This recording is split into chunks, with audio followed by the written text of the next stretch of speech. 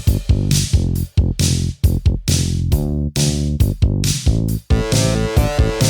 got you into a Remington party. What's my thanks? It's on the hallway carpet. I got paid in puke. Lick it up, baby. I got paid in puke. Welcome to Paid in Puke, a podcast where three women with names discuss movies about something other than a man. Paid in Puke is hosted by Annie Malone, Christina Barr, and Jessica Baxter. It's also a spoiler-filled free-for-all. You've been warned. It's Paid in Puke, Series 7, Episode 3. This season we're discussing the FX miniseries American Crime Story Impeachment, which focuses on the myriad scandals surrounding President Bill Clinton that led to his titular impeachment, starring Beanie Feldstein, Sarah Paulson, and a treasure trove of character actors. Mm-hmm. I'm Jessica Baxter. I'm Annie Malone. I'm Christina Barr. And today we're talking about Episode 3, Not to Be Believed. We did it. We won! Take him to court and make him answer for what he did. I just can't stop picturing you and him in that hotel room. None of this means nothing if you don't believe me. He uses women like paper towels. I know. You don't know the half of it. A reporter had asked my friend to comment on a story. Is her name Linda Tripp? Have you told her about us? Originally aired on September 20th, 2021. It was written by showrunner Sarah Burgess and directed by Michael Uppendahl. I think that's how you say that. Michael Uppendahl, who directed also the previous episode. Oh, okay. And he'll return for 2 more, including the finale. So he's kind of a big deal. Yes, so. And the other big deal this week is Billy Eichner. Oh, yeah. Oh, yeah. I love him. America's comedy sweethearts. Everything they touched turned to gold. Or so it seemed. In reality, Desi was a drunk, and they fought backstage like a house on fire. Yeah, does a pretty great job playing internet news founding father, I guess you'd call him maybe. I'm sure he would call himself that, yeah. Are you excited to meet Matt Drudge? I mean, it's kind of, well... Founding father, I feel like isn't... A lot of people would take it as a compliment, but it's not necessarily a compliment. Right. He's like the political Perez Hilton.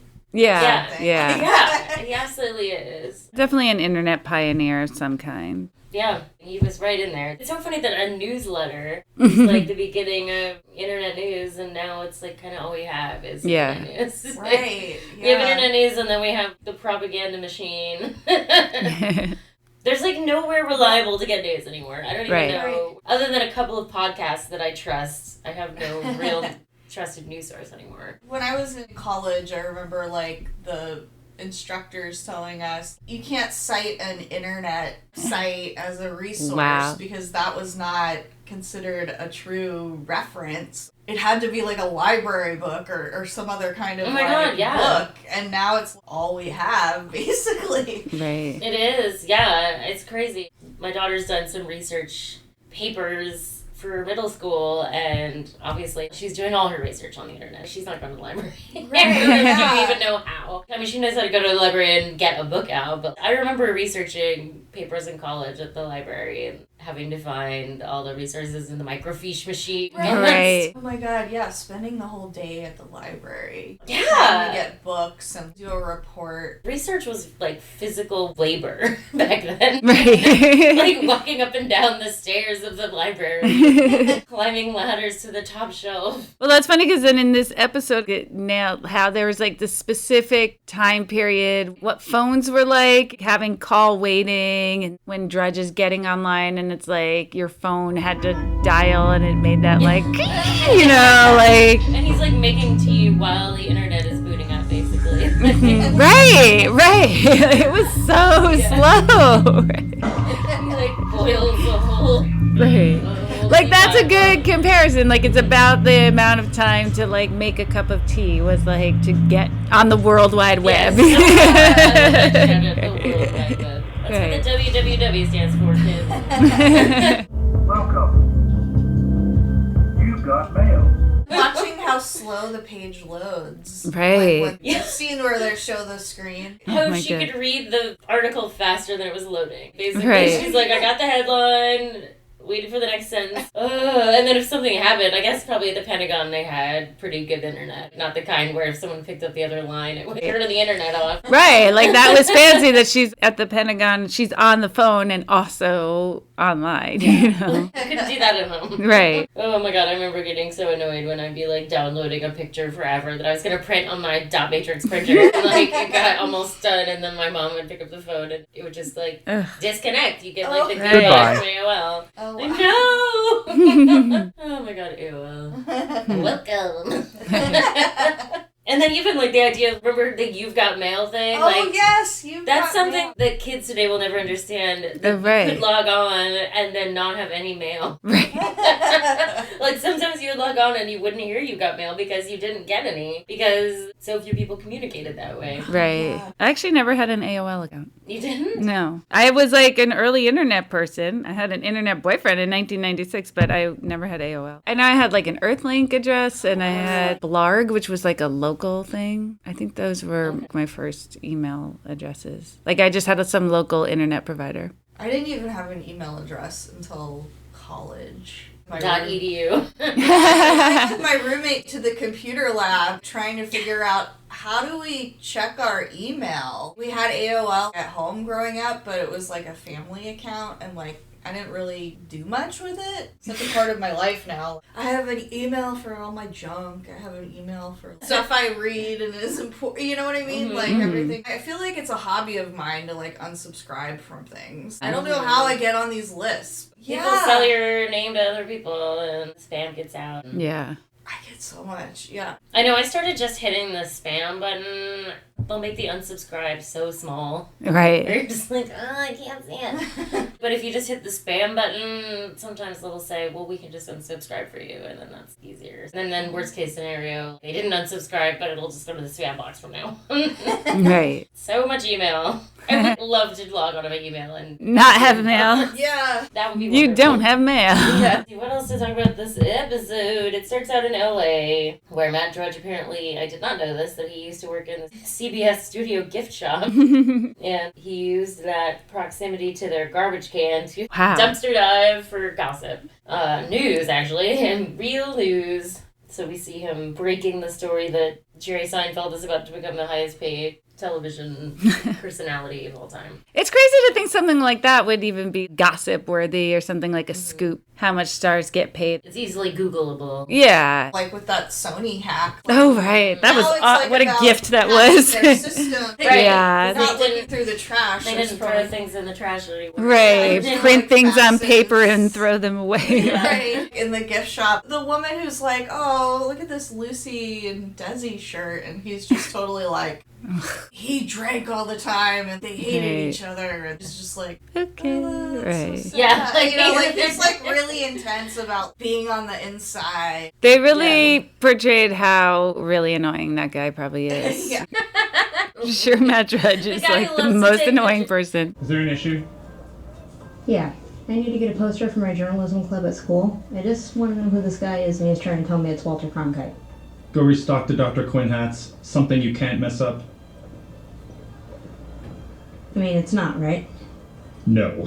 I'm sorry about that. No, of course not. That's Edward R. Murrow. It reminds me of, I think it's Onion, where it was like, man at party can't wait to tell people talking about John Lewis and right. beat his wife or something like Man that. gets a little thrill from that. Yeah, totally. He was that guy. I Yeah. can totally see that. The way he's talking about like the old school journalists working with the mob. Picture Jazz Age New York. A reporter in a trench coat and a snap-brimmed fedora, ready with a wisecrack and a hot tip on the mob, plus some Broadway buzz. Oh, and some dirt on the Roosevelts, too. That's Walter Winchell. He did it all. With panache. The best that ever lived. I just need a poster. He's trying to like become one of the gumshoe, like the trench coat and the hat. Yeah. And I thought it was so funny how in Culture and all these sitcoms was like, is that hat for real? Right, like, is this ironic? Can I ask, is this for real? The voice, the costume? There's Drudge. That's what he looks like? My God. He's just just coming onto this scene and everybody's just like, what is this? Right. Yeah, they don't know what to make of him at all. Yeah. But he is very for real. That's the thing about him. He has no chill, that guy. And then that's all just the first part of this episode. Entering the story, Matt Drudge, but we're all here for the Linda and Monica show. Right. Oh my god, Linda is such a piece of work. Yeah, I know. What is Linda's fucking problem? Heather, why can't you just be a friend? Why are you such a mega bitch? I like that comparison of her and Matt Drudge, actually, where she's kind of orchestrating, putting herself at the center of the stories. They're both people who are manipulating the media to make themselves the focus. They have that in common. At every turn, she's like, I don't want my name in this. Yeah. Can't. It's like, I don't want to talk to anybody. Yeah. Okay, fine. Right, you're making me sing. She's writing down her home phone number. Right. She's like, don't call me again. At work. I refuse to participate in this debacle. I know the truth. What do you mean, what's the truth? I'm very busy. I have to go. Do not call me at the Pentagon. Okay. If you absolutely have to call me at home. If you get my machine or one of my kids, your name is Harvey. Okay. Harvey. Don't call me. Your name's Harvey. Right, like, right, to calling, like, her kids. Like, what difference does it make to her kids that it's, like, some dude named Harvey or some dude named Michael, right? I guarantee they're not paying attention. They're not like, oh, Michael from Newsweek? Like, yes. Our favorite publication. Yeah, right? Michael wants to meet with her, and she's like, I'm just so busy. She has him go to the salon. Yeah. Make it look like, oh, I'm just fitting you in, or something like Totally. that. Like, she's just so busy and important, you know? Yeah, Right. like, you're lucky to have any time with me. And then I like that also the stuff she's so busy with is, like, so nothing, and it falls through, like, the stupid Major Dad wants a tour. I have to arrange a tour of Andrews Air Force Base with Gerald McCraney. Who? Major Dad, Monica. Oh, he's not coming. You're busy with the dumbest shit. You know? Major Dad, Monica. That was so great. Major Dad. She's just so aggrieved, like, all the time. It's astounding. I love how she just kept saying, this is astounding. She has a lot of little phrases she uses. Like, this is wacko. Wacko, yeah. These colors are wacko. Oh, Jesus Christ. Colleen, what's going on with this? The colors are wacko. The yellows didn't come through, and it looks off. I know. FSD is coming. I have to hand this to Gerald McCraney in 20 hours. I'm flying blind. Tomorrow is too late. And then, how painful are those seeds of Monica and Bill? Hey, God, what a dick, Bill Clinton. Such I a hate dick. him. So he's breaking up with her because basically his secretary, Betty, poor Betty, the long-suffering Betty, Right. is like, she's not going to stop calling. Gotta Right. deal with this. And so he does, and he is so smooth about it. You want to get a Diet Coke? Ew, he's so I hate gross. him. I know. You know, this thing between us, I started it back up again when I knew I shouldn't. I couldn't stop myself. The fact is, it's not right. No, it is right. No, it's not, Monica. It's not right for you, and it's not right for my family. No, how could I feel all of this and it not Monica, be right? listen, please. I need you to understand.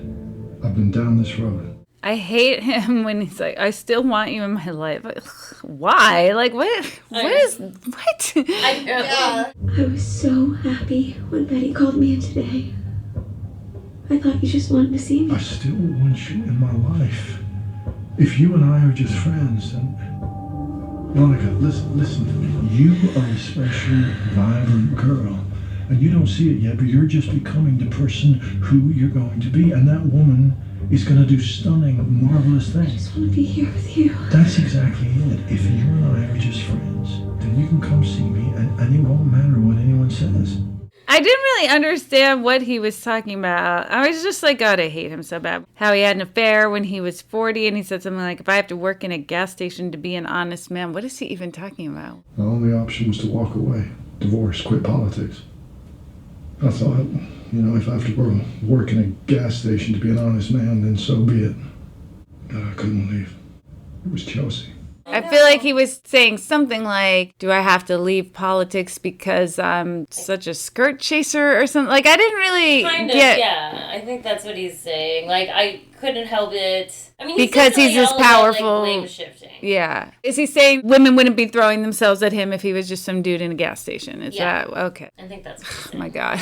It's so tiresome person. I mean, women throw themselves at me. What am I supposed to do? I guess I have to quit my job. Right? I know. It's like so easy. I find it's very easy to not randomly fuck people whether they want to or not. You know, it's especially easy to not harass people when they don't want to. Definitely. Like, that's the easiest I'm thing very in the world, good at that. Yeah. Like, the whole thing with like, do I have to work in a gas station? Well, he didn't do that. You know, like there was no personal he's never had to personally sacrifice any of that. It was just, it just felt but then like even to say that it's a personal sacrifice to break up with her, like allude to that. I'm making a sacrifice because this is the best for both of us instead of I'm going to get in trouble if I don't cut you off. Yeah, that's true. He definitely manipulated her. She told Linda, he was telling me he's struggled personally with being faithful. Why is this like news to you? You knew he was married this whole time. You know what I mean? Yeah. It's sort of like, oh, now I respect him more. The whole thing is just gross. He's acting like it speaks well of him. Look, I'm going to do the honorable thing and not cheat on my wife anymore for now, you know? Exactly. With you. Like that train has left the station. It'd be one thing if it's like, you know what, I feel ashamed of myself for doing this because this is a lie and I am married and it's wrong and you know what I mean? Mm-hmm. But instead it's like, I'm gonna be great and not cheat on my wife.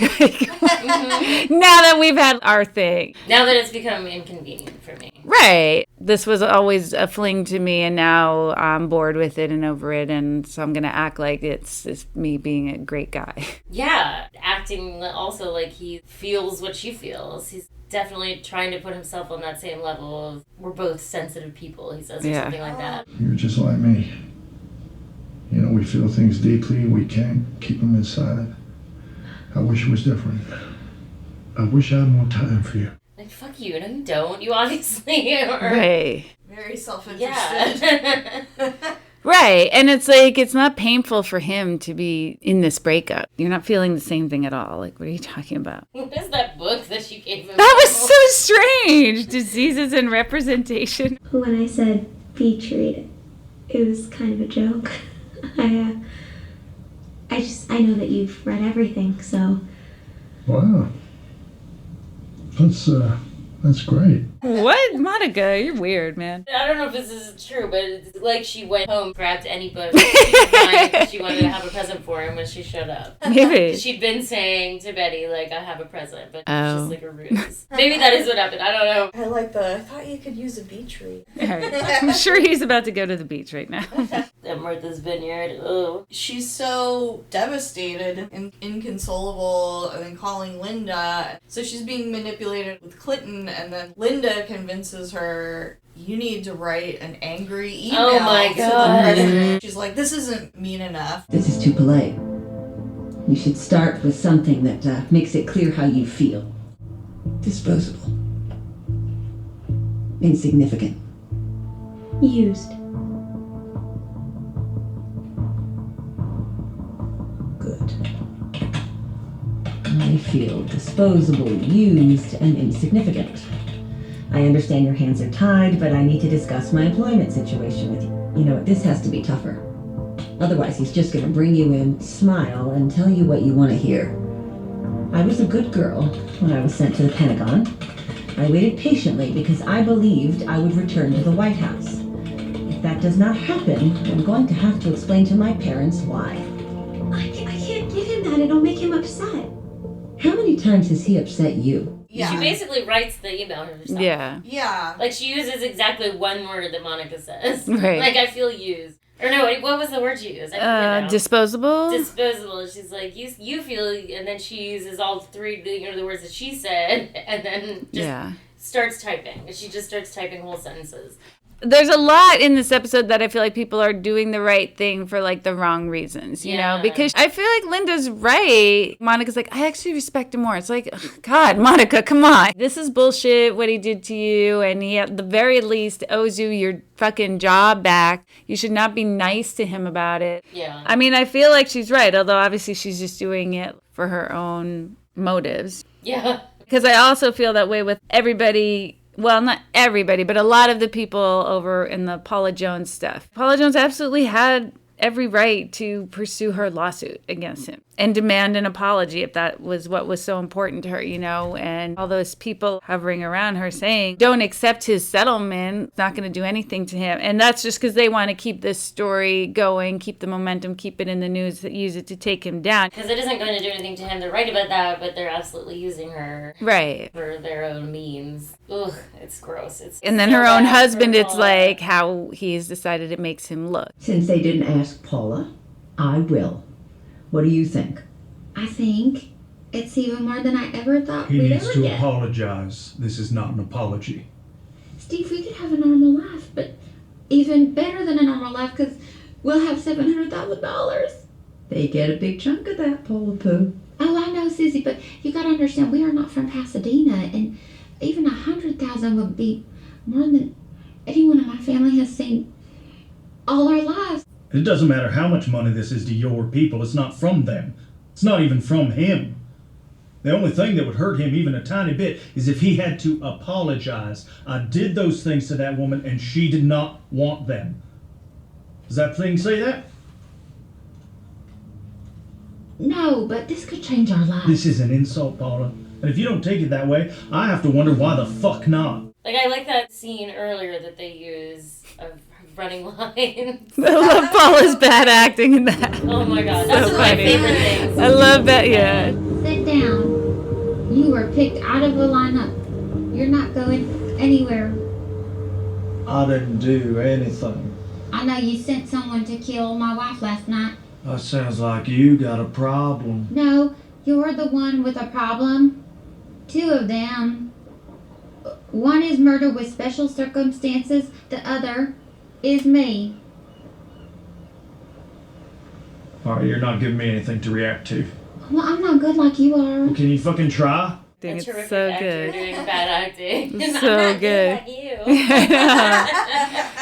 Oh my god, her little accent is so. I love her. I did Google a video of Paula Jones just to see if it sounded like that because I didn't remember, and it's pretty good, I think. Even though Paula Jones herself has said it sounds like a parody and not good. Aww. Paula Jones is offended by this portrayal. Oh. Yeah, but she's not a nice person, it turns out. So. Oh, okay. The part that I saw about me, most of it was inaccurate. It was almost kind of cartoonish-y. Tell me what they got wrong. We were trying to maybe get a movie deal or something, or my husband was trying to get an acting deal. That is so far from the truth. She's very Republican, so... Oh, gross. She's very much in line with those politics. I don't know how much she's manipulated by people around her, maybe easily manipulated, but the Paula Jones on the show, I stand big time. Yeah, that's too bad. She probably comes across better in the show than she does in real life. I know, so. yeah. Like, I don't want people to think I'm a sweetheart. Right! I don't want people to think a bunch of people manipulated me for their own purposes. Okay. When she's like, oh, $700,000 to her, how much money that is. Yeah. That's a Which lot is of a lot money. but, Yeah. like, it's nothing to the people she'd be getting it from. Even if Right. it's not them exactly. Like, they don't give a shit. I was kind of surprised her husband wasn't excited about the money either. Well, they But, know like, how to she- manipulate him as well as Yeah. manipulate her. Yeah. He's absolutely being manipulated. like, If he- anything, he's being manipulated more. Yeah, because he would have been happy about it, I think, even in the last episode. But then it's like somebody planted that seed in him. If she drops it, people will always wonder what really happened. If she accepts his offer, I do worry there could be whispers. Ooh, she won the Supreme Court case. Why would she let him off easy? Fair or not, people will always wonder what really happened in that hotel room. When someone pays $700,000, that's not what an innocent person does. Right. Right. That's all he's thinking about. He's like, I can't stop picturing it. And she's like, Right. picturing what? Right. She didn't do anything. Nothing happened. And it's Yeah. like picturing what people say happened. I just can't stop picturing it. You and him in that hotel room. What do you mean? What are you saying? You know what happened.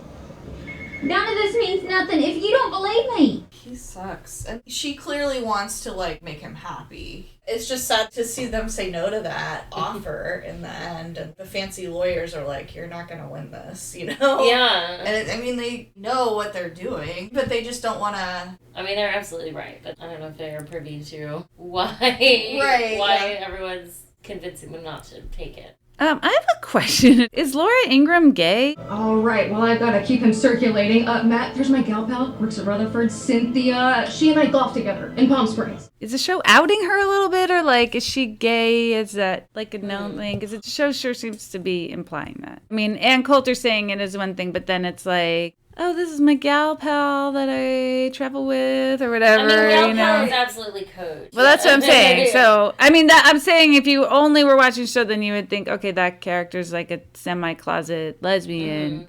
I mean, I vaguely know who Laura Ingraham is. Like, I just wondered I don't know much about her. But yeah, I think that is what they're getting at. George Conway, I've never heard of it before. It's kind of like implied George Conway has a bit of a crush on her, and like Ann Coulter is like dissing her about being a grayscale Xerox of herself or something. Right. I'm just like, wow. I want to Google Laura Ingraham gay. Yeah, do it. I know Ann Coulter is... She's just a so... lot. Oh, God, I hate Ann Coulter so much. I know. What must it be like to be a grayscale Xerox of me? I don't see how she could be your Xerox when, unlike you, she attended an elite law school. Michigan is top 10. It's almost like it doesn't matter who the person is. She's gonna insult them, no matter who they are. Yeah. You know? She's kind of like an evil drag queen in a lot of ways. Right, So she's just like, I'm gonna read everybody just because that's who I am. So she dated George Conway. Oh, really? Mm-hmm. Oh, after this. It doesn't say when. I guess so. A single parent of 3 children. She's a monster. Laura Ingram's gay brother lashes out in interviews. Well, I don't know. In general, I am like against outing. Oh, yeah. So, but it's not clear to me what her sitch is, you know. Mm-hmm. I can make an exception when people are like super homophobic. Yeah, like I'm definitely all for it if it's like a pastor or something. Right, yeah. Shut up. Hot Probs is on. Oh shit, yeah. Dude, did we have any hot probs? For me, again, always the fucking lighting. I hate it. It was so dark. And right. I don't know if it's just because... It's hard to see. You have sun for the first time in like 2 months in Seattle. And but you could tell, though, because there was one scene that was brightly lit and it was so much easier to see. You know, Michael Uppendahl, I have promised I'm going to complain about that every time. Well, maybe a new director will see the light, yeah. Or at least have some outdoor daytime shots. What about some of the like on the nose? Oh, right, yes, I did right on the nose that when Ann Coulter's like, if we let this go, that opens the door for anyone to be president, like a fat balding con man. What a disgrace. Being the president used to mean something. Even Nixon was capable of shame. But after this, just think what kind of flabby con men will see a path to the White House. The corruption, the lies, the 100 million cocktail waitresses he's groped or worse. Okay, come on, we got it, yeah.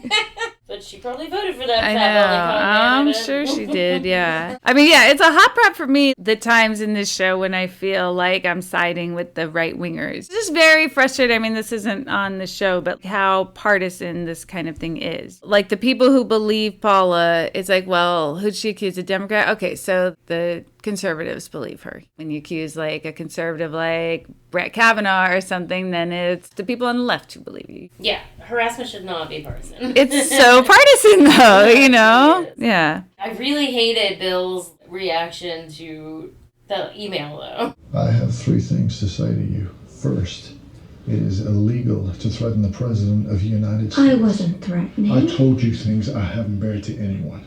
To have that honesty used against me like this when you sat here and told me you understood. What do you mean? What do you think my fucking life is like? Do you think what I need in my day is a nasty letter that conveys nothing but disrespect and ingratitude? What exactly am I supposed to be grateful for? Lower your voice. You promised you would bring me back and then you barely even called me. God, he's such an asshole. It is illegal to threaten the president. Right. Like, did she There's no gratitude. Yeah. I think her saying, if this doesn't happen, I'm going to have to tell my parents what happened or something. Is that a threat to the president? Like my parents? To the president. Right. And I also just fucking hate that it's true that it is illegal to even, like, talk about. Like, what happened to Kathy Griffin, you know? Mm-hmm. How she did that art thing with the severed head and, like, had to cancel shows. Like, that cost her a lot of money. Mm-hmm. Because they were like, that's treason or whatever. Right. What the fuck? Like, Right. I thought we had First Amendment rights. The people, like, demanding that are the ones who are always complaining about cancel culture. Okay, but wait, this is someone I don't like, so now cancel culture's good. You know, like, Absolutely. it's just Or sort the of like... people that put pictures of Barack Obama hanging from trees on flags and shit. Right. But that was okay. Right. I still haven't forgiven Anderson Cooper. He just dropped Kathy Griffin. Like, they were friends. Yeah, I don't like Andy Anderson Cohen. Cooper. He's shady. He's another one, when we were talking about Rooney Mara, I feel like he's just too blue blood to be real, kind of, you know? It's like, he's a fucking Vanderbilt. He's always going to You're default not- to the yeah. trust fund Yeah, attitude. yeah. Even though he does good things sometimes, but defend your friend. Yeah. I'm a journalist. He's like, I can't take sides. Like, fuck you. Yes, you Right. can. This isn't news, really. I Right. don't know. You absolutely could take sides. And she had, like, this other thing. She was getting, like, lots of death threats, and there was that journalist, Yasir, I forget. Like, he was living with her. She's had these vulnerable times where she's really been screwed over a lot. Anderson Cooper, like... He could have They helped. were friends. He Yeah, Right. like, he could have helped her. And I feel like that would have been a good journalistic movie then, to be like, freedom of speech, and Right. I defend my friend, and she's not really going to kill the president, this is ridiculous. There's so many things he could have said Mm-hmm. that wouldn't have ended his career. He would have been fine. We need white men to stand up for people. Like, Right. powerful white men to stand up for their more marginalized friends. Yeah. Like, let's do this, please. Right. And I know he is part of a marginalized group, but he's like Yeah, pretty barely, though. I mean, Yeah. Yeah, he's like a top 1%er. There's a great documentary about Kathy Griffin during that time. Oh, yeah? This is really good. Yeah, sidebar. But that's okay. It's related-ish, you know. It's about maligned women. With Kathleen, the story with Linda and Kathleen, she's told Isikoff it's very sad. She just... Oh, yeah, that whole... I wrote down to- those lines, inserting herself. Right. She wants And to it's just matter. like- My heart does go out to her. She's widowed now. She feels alone. Things have not worked out the way she wanted in life. So what is she doing? She's reaching out to you. She's reaching out to everyone. She's inserting herself. She wants to matter. It's very sad. That's exactly what Linda Tripp is about, and she's saying that she flirted with the president or wanted to... She liked right. it. And she was Yeah. excited and happy. This was not a case of sexual harassment, and she was not in any way appalled. You can quote me on that. Right, we agreed all of this is on the record, so. Maybe this just wasn't a part of the conversation, but it seems like the abuse of power, like it was just a sex scandal, an affair gone wrong or something, but... Was how Newsweek was portraying it? I don't know, like with Monica, it seems like there's definitely a power differential there, and like Oh, he's big time, trying to yeah.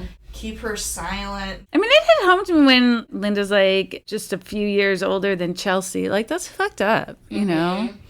Yeah. She was. She was. She was so young. I love the portrayal on the show. I think that really comes across. Yeah. Like, she was very smart for her, you know, smart women. I feel like more is expected of them because of their intelligence, but it's like she's still 22 years old. Yeah. 22-year-olds don't have the best judgment, even no matter how smart they are. Because they're like, have that expectation for her, then they also are punishing her more for her mistakes. Yeah. I mean, Bill's definitely doing that. He's absolutely projecting the whole thing onto her. Like, why are you doing this to me? Right. Yeah. Hello? Have you looked in the mirror lately? You're fucking Bill Clinton. Right. I'll help you with this job situation, but no more after that. Right. I know. I won't do any more favors for you. Right. Thanks. You're welcome. I'm sorry I was so crazy in that letter. I've been waiting to come back here for so long. Oh no. I'll help with the job situation, but no more of this, okay? Yeah, he's just like talking to her like she's a child or something. Yeah. Like, you've written this dramatic It's like email. you're in trouble with Dad right now. Right, you know? it's like one of those scenes where he's like admonishing her for telling him how upset she was, you know? So Yeah. And I totally get wanting to write it in an email. I'm the same way, or I absolutely was when I was that age. When my feelings are involved, I can't have a conversation that's logical. Yeah. I can't logic it out with someone. Whenever I was having a fight with a boyfriend or something, I'd have to write it out. Because if I was in front of them, they would just say something and I would crumble. And then I'd think about it later and be like, no, that was pretty fucked up. I should have said this, I should have said that. I'm the same way. Yeah. I totally understand why she wrote it all. But she didn't. I wish she'd gotten to write her own feelings out instead of Linda's interpretation of her feelings. I wonder how that would have gone over instead. I listened to the Slate podcast episode, and it has clips of the tapes in there, and their voices sound... I just felt like they must have listened to this for, like, how they talked. Just Sarah Paulson does such an amazing job. She's sounding really like good. her. Yeah. She's very talented. She sounds so much like her. And, like, they even had the literary agent in the episode, and she was, like, talking about the dress. And the woman, like, calls Clinton, like, a rat fang. Like, he was such a rat fang with women, and the journalist is like, rat fang?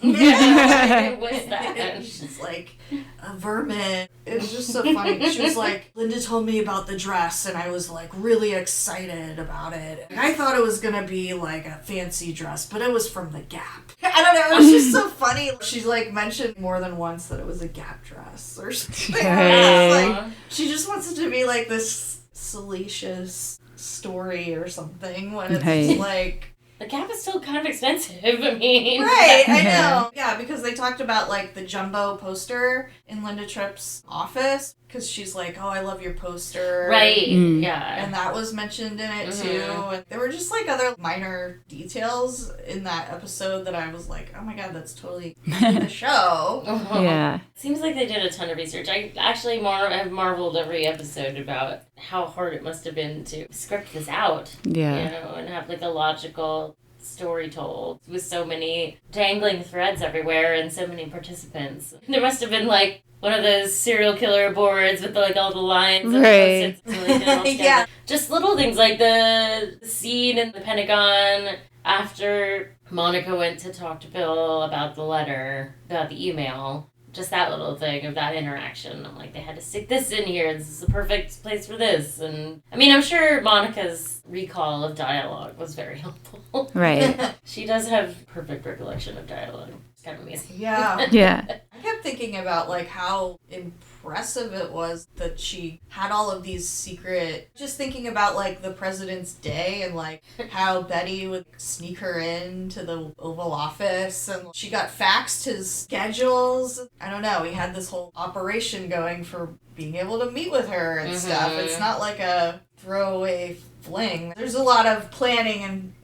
There was a lot of planning, which is even more fucked up that he would be like, why do you think this is a big deal? Well, because of all the hoops we both had to jump through to get to this point where we are having a secret Diet Coke in our office. The Diet Coke room. Like, Right. she's like a Diet Coke. I know. I'm sure Betty was not well compensated, but she fucking should have been. Right. Next call. I've already started underlining meaningful passages in her copy of Moby Dick, if you know what I mean. I like Major Dad Monica. The way she said it's so withering. Major Dad, Monica. Like in the beginning, for Vince Foster's office, she was getting a dinner reservation, some producers to go out with him. Yeah. But now it's like she's doing Major Dad or something. Like, maybe that's like not as important. We'll see how it progresses, Definitely not that right? important because he Right, doesn't even show. show. Right, exactly. Major Dad doesn't have time for this shit. Right. And I also liked her, you can quote me on that, like when she's already speaking on the record. Yeah. Okay, I will. I know I can. Right. I liked the line from Kathleen, their conversation when Linda comes over to confront her about leaking her name to Issakoff, and Kathleen's like, I can't believe I didn't notice it till now, but you love this. You love this. You love the drama. You love having a Newsweek reporter come by your desk, telling him you don't believe me and somehow making it all about you. This is exactly where you want to be. In someone else's business, in my business. Because in your own life, there's absolutely nothing. She has her number. It's absolutely true. Not only does she's not going to help, she's like actively hurting. Yeah, and saying, like, you wanted that. You liked it. I know. It's so painful. Yeah. Kathleen, if I am forced to talk to a reporter, this is what I honestly remember happening. I remember you and the president flirting whenever you saw each other in the hall, and you talking constantly about how attractive he was. And yes, I do remember seeing you that day. You asked for my lipstick, and you looked like you were on cloud 9. So I have to wonder, what on earth possessed you to send Michael Isikoff to my desk when you know I know the reality of the situation? Yeah, in that scene, like, she has her lipstick smeared across her face. It's like, it doesn't look like something fun happened, you know? Right. Yeah, she just wants to be the center of everything, and she has this paranoia that she's gonna get hit by a Mack truck at any moment from Clinton's people or something. Yeah. She's built this whole, like... She's decided that she's, like, their enemy number one or whatever. Yeah. Because I know all this stuff, when it's like... I know what they're capable of.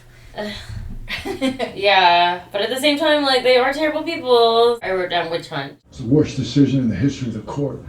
Well, Dred Scott. Don't talk to me about Dred Scott. I'm getting Russia to turn away every missile it has pointing at a NATO target. All of them. It's a lot. But I keep getting sidetracked by this fucking witch hunt. It's so fun when white men are like, oh, it's a witch hunt. Right, this is what a witch hunt is. It's funny because y'all invented witch hunts. Right. So it's weird that you don't know what one is. Right. You can't recognize one or recognize when something isn't. Right. And then I couldn't even get Ruth. Yeah. Oh, yeah. 9 to fucking 0? Couldn't even get Ruth? Yeah, you couldn't get Ruth. I also wrote down he'll go to trial before he apologizes. Like, that was a meaningful passage to me. Fucking shit. He will cut off his nose to spite his face. All right. Let's see how that goes for him. Yeah. I mean, I do understand it was obviously, again, for the wrong reason. Not that it was the right thing to turn down the money either. I don't know. Right. I don't know what would have been the right thing there, but Paula wanted that money. Yeah. I wrote down Paula talking to her husband. None of this means nothing if you don't believe me. He's such an asshole. Yeah, I hate him. He's like holding this over her head. I can't stop picturing all the people at the airline talking about me behind my back.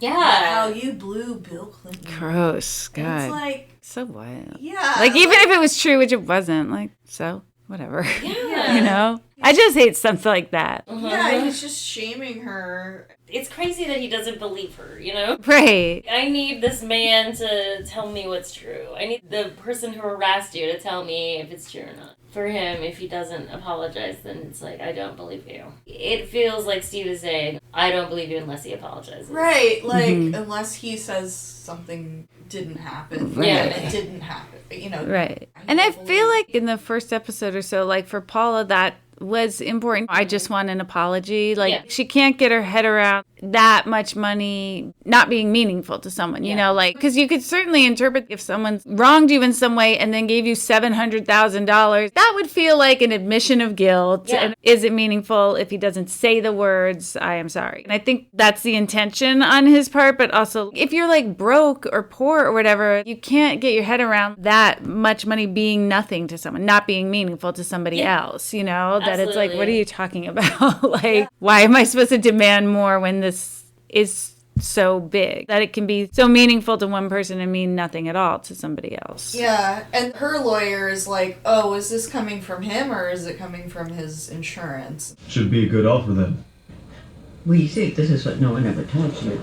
A politician like that, he has big general liability policies. If you settle, you got a check from an insurance company. He won't pay a dime. It's like from his insurance and like, so it's like, this isn't sticking it to him enough. Right, but you know, like the Clintons are so rich that $700,000 from his personal would also not be anything. It wouldn't be sticking it to him. Right. You know, again, they're just using her as a pawn, you know, like it wouldn't mean anything if it wasn't from his insurance. She's like, oh, this will buy such a great house in Roanoke County. And he's like, oh, I'm not going back there. You know, and it's like, she only did this for him. Right. He taught her into it. And now it's not good enough. And like, Right. he's going to force her to keep going with it. You know? I know. And then she apologizes. Right. That was, like, meaningful for me. The last words of the episode are Paul Jones saying, "I'm sorry." To the people who just offered her more money than she could imagine. And her husband's like, "You can't take it." Right. This is your victory. You have it. Right now. You've won. I'm sorry, Gil. And that's probably what she's sorry for, what she regrets is having to turn it down, you know. Yeah, and she's the one who gives an apology. Oh my fucking God. Right. Oh, yay, this show. Women apologizing for shit they shouldn't apologize for. Right. Very meaningful. The other line I wrote was where Drudge meets Issacoff in the Washington Post, and he's like, "Very all the president's Oh, God. men. What an exhausting person. Wow. Very all the president's men. This is fantastic. It's just any newsroom, bro, you know? It looks like any office. Oh, this is so all the president's men. Yeah. Okay. This is a bunch of cubicles. That's all this is. And it's like so depressing looking. Right. Track lighting in cubicles. Yeah. Oh, I also wrote down they'll want to make sure no woman tries this again. You will lose in devastating fashion. But first, Paula, they're going to drag your name through mud. They're going to bring your past to light. Think of the witnesses they'll call. Think of the stories they'll tell. They want to be sure no woman dares try this again. The emphasis on woman being very emphasized. Right. I mean, kind of like on the nose, but in a good way. I appreciate that because I don't think it's evident enough to enough people that it's very true. When a woman makes an accusation, it is a very different situation than when a man makes an accusation about a powerful man, specifically. Right. Yeah, it's very paternalistic sounding, too. That's how I read it. And the whole thing of, like, you'll be dragged through the mud, everything you ever did, there'll be a smear campaign, you know what I mean? And it's so fucked up that, one, it's true, but that also, that would affect at all whether it's meaningful. To me, that's very Tara Reid. It's like, Tara Reid, there was no reason not to believe her. Why did her mom call Larry King? Why did her husband put that in his divorce papers? But it's like, well, it was a Democrat, so, like, she bounced a check, so I guess we don't believe her. You know, it's so fucked up. That really soured me on basically the entire Democratic Party. The Tara Reid smear campaign is like, we just don't want to believe her. She said that she accused Biden like assaulted her when she worked for him. There's no reason not to believe her. There's also no reason to believe Joe Biden on anything. He has such a history of bullshit, you know? But it's like... Right. I mean, the corroborating evidence she had was that at that time, and the video exists on Larry King, it was something about politicians and sexual harassment, and this woman called saying that her daughter worked for a senator and she had a problem with him, but that she didn't feel like she could go forward with it, you know, and it's Tara Reid's mom. And then she and her husband, when they got divorced, like her husband put something about that in his divorce papers. She was assaulted when she worked. Like, he didn't specifically say by Joe Biden, but it was like she was assaulted in the workplace at that time, and that affected our marriage in some way. I wish people had just been honest, been like, you know what, I just don't want to believe this because it's so important to get rid of Trump. So she's going to have to...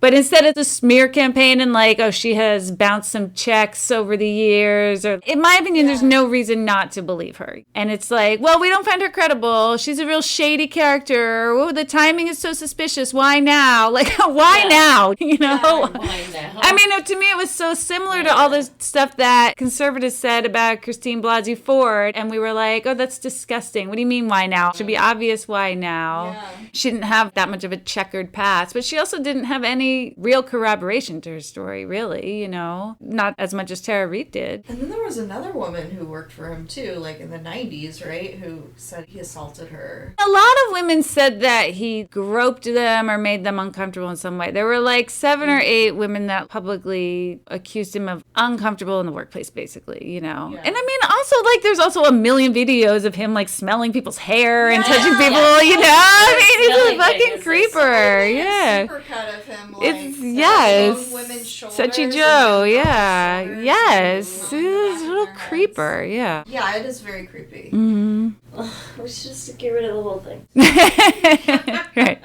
Burn it all down. Right. It's so bad. I know, the whole idea of a checkered past. Right. Ugh. Right, Right. Or also, like, people over the years testified, like, former landlords of her was like, I asked her about working for Joe Biden, and she just always said good things about it. It's like, I'm sorry, are you supposed to disclose your sexual assault history to, like, your fucking landlord? Yeah, people knew she worked for a senator. They asked about it. Like, well, she didn't tell me it happened, so it didn't happen. Like, and you know the arrogance who of that. bounces checks? People who have money problems. Right, which No the one does it on Democrats are supposed to purpose. care about, Yeah. right? That's why the Democratic Party is just like such bullshit to me. I'm sorry, we're supposed to care about, yeah, like now we're the party that like sides with the landlord. What? Sorry, I can't. It gets me real revved up. Now I'm thinking, like, I thought Tara Reid, I thought you were talking about... Oh, like Josie and the Pussycats, Tara Reid? Yeah, oh, yes. Now I'm like, okay. That was the thing. Sorry, no, it's funny because that was like a whole thing on Twitter too. Like when that Tara Reid, there was like a whole thing of like, oh, Tara Reid's trending, and then everyone's like, Josie and the Pussycats, Tara Reid, and it was like, no, not that Tara Reid. That was like the other woman I was. When you said that, it's like, no, I think that's Tara Reid, right? Oh, yeah, but no, now I get it. Yeah. Okay, yeah. I'm sure, like, that Tara Reid is confused about it sometimes, too. I'm sure she's got stories. Oh, I'm sure, yes. Just Yeah, I'm we sure talk she about has a lot plenty of of stories. The people Yeah. who are really popular and then they're gone. The women, I mean, specifically. Yeah. But there's a story there. Mm-hmm. I'm sure she's got Who stories. did you refuse to blow? And now Right. you don't work anymore. Fucking DC is the LA of the East Coast. Yeah. It's just so funny how they're talking about Nancy Reagan now. I know, the throat goat. Yeah, and it's like, I'm sure a lot of actresses back then, you know, like, it sounds like very casting couch on the MGM lot. Mm-hmm. Yeah. Very popular or whatever. I guess that has to do with Ben Shapiro or something. His sister, I don't know why she did that. It's like she put a photo of Madonna, who's like 65, next to a photo of Nancy Reagan when she was 65, and was like, do you want to be this trashy lady or a classy lady? It was so, I'm like, I don't know what their motivation was. Nancy And then Reagan, it was like dressed like a dumpy grandma with her grandkids Right. or whatever. And Well- it's like, who would you rather be? And the internet was like, Madonna. Right. It's like, here's this like crazy hot lady who's 60 or whatever. Like, this is a trick question. Yeah. So strange. Didn't end up going the way she planned. So this is what's called a lunchtime poll. So, whatever year it was, a hot Halloween costume was Monica Lewinsky, and basically all you had to do was wear a beret. Okay, so lunchtime poll is when you are in the news in a hot Halloween costume, what is your signature item that people will wear when they dress up as you for Halloween? It would be a cardigan and a Diet Coke in my hand. Yes, I was thinking the that is Diet my- Coke for you. That's great. Yeah. Basically, mayor of Easttown, but swap the vape for a Diet Coke. Or in addition to the vape and the Diet Coke. The blonde ponytail. Trade the Yingling for Diet Coke. Nice. Well, I think like dyed bangs. Are I was just thinking dyed bangs for you. You're gonna have to dye your bangs. In the winter, I wear a red hat a lot, like a red slouch hat. Slouch cap, I think it's called. Or a slouch beanie, anyway. It's not a summer look, but the dyed bangs are year-round, so. Yeah, for winter, I guess my pink fluffy coat, because I really like to wear that. Or also the leopard fluffy coat, but I like to wear the pink a little more often. And then I feel like in the summer, I really have a uniform. Like, you would have to wear a tank top and a knee-length skirt and, like, some kind of fun Mary Jane's. Shoes that have a strap across the middle. Do not wear a slip-on shoe, because I would never. Because I don't wear shoes like that. You can dig through all the shoes in my closet. You won't find them. How very. All right, good potting, everybody. If you enjoyed this episode of Paid in Puke, please take a minute to rate us highly on your preferred podcast listening apparatus. If you did not enjoy this episode, no further action is necessary. Paid in Puke is hosted by Annie Malone, Christina Barr, and Jessica Baxter. Music by Silent Partner. Follow us on Twitter at PaidInPukePod, on Instagram at PaidInPukeSeattle, and on Facebook at Paid in Puke Podcast. Thanks for listening. Major Dad, Monica.